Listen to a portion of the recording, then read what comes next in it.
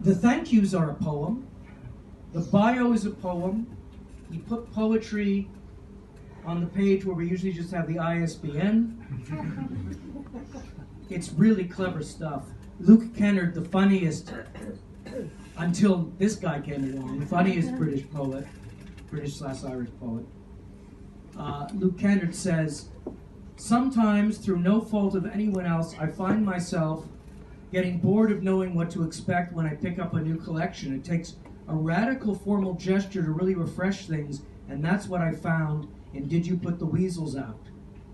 Viciously playful, reinventing itself in every sonnet, like a linguistic Mandelbrot set.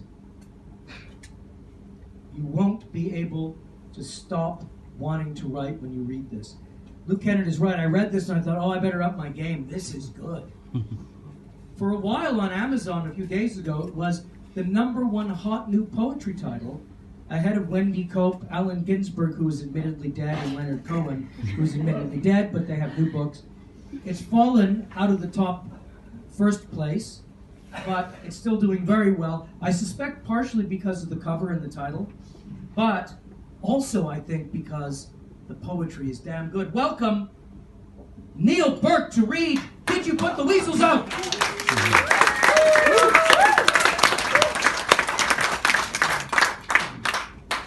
That's a very lofty accolade, which I strongly advise you take with a pinch of salt.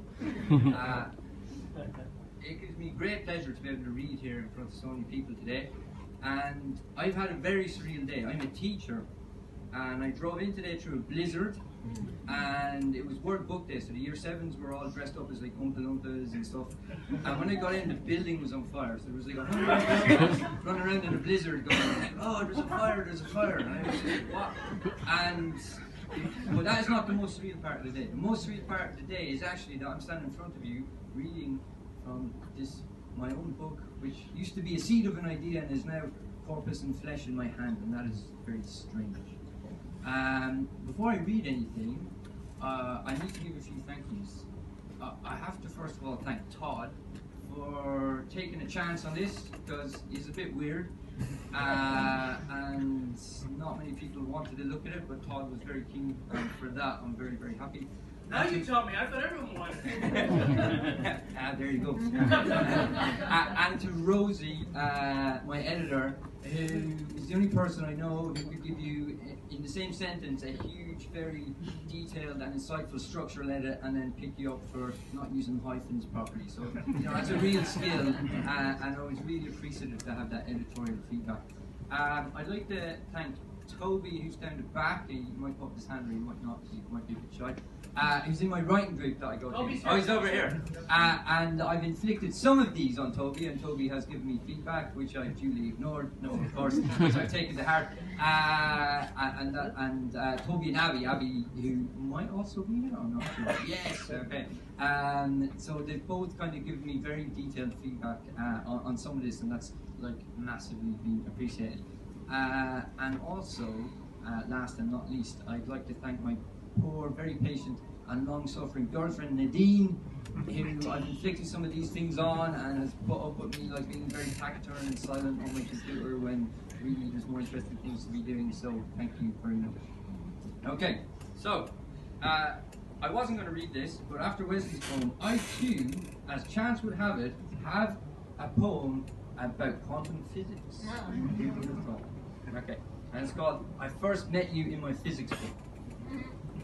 I first met you in my physics book, and Newton must have balanced you, and Kepler's laws of planetary motion described the movement of your body, while your smell was thermodynamics.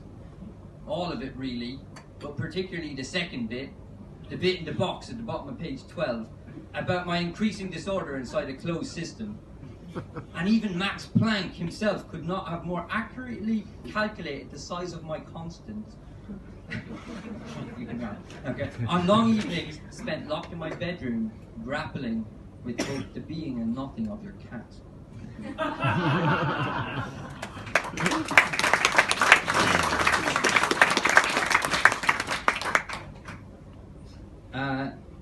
The next poem is a very Irish poem, if I can find it. Sorry, it's the first time I've actually seen this book, so I don't know where all the poems are. Yes, okay, here we go. And there is a guy here today, Brendan from Kilkenny, so he might actually know some of these references. But what inspired this poem is basically, I've been to a lot of small towns in Ireland and in the UK, and there's something about Ireland, the UK, and Scotland, Wales, and small towns. People just have this amazing ability to give people nicknames. And if you just go around and listen to them for 4 years, they're absolutely off the wall. And I kind of started collecting them. And I made up some others, but most of these are actually nicknames of these, like, you know, these small town characters that every small town kind of knows. So it's called Some Denizens, right? Asterix. Called Asterix because of her uncanny resemblance to Asterix. Moccasins, t-shirt, bottle of potion. Her mate, Obelix, who looks nothing like Obelix, but sure what the fuck else would she be called? The lad with the ferret on the sparkly lead, who always buys 4 Carolyn and a 6-pack of rashers. The degenerate Toes, who drank himself legless the night he fell asleep but into his own bonfire, and his shins only burnt clean off him. His total spunk sprout of a father, who turf toes out in the street after the 6th time he pissed the stairs while trying to crawl to the jacks. You're one who lived on cider and porridge for a whole year and contracted the first case of scurvy since 1837. That one's actually true.